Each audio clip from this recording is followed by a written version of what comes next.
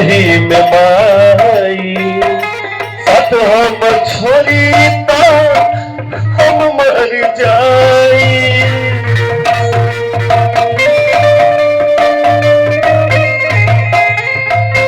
ओ देवी और दुर्गा कहा घर ही में माई साथ हमर छोरा पाता हम मर जाइब हो, हम मर जाइब।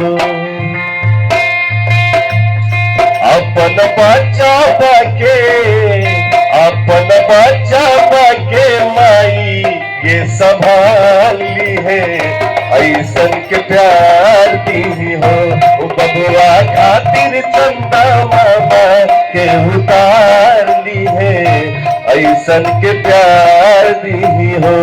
जितना माई अपना बबुआ के दुलार दी है, ऐसन के प्यार दी हो।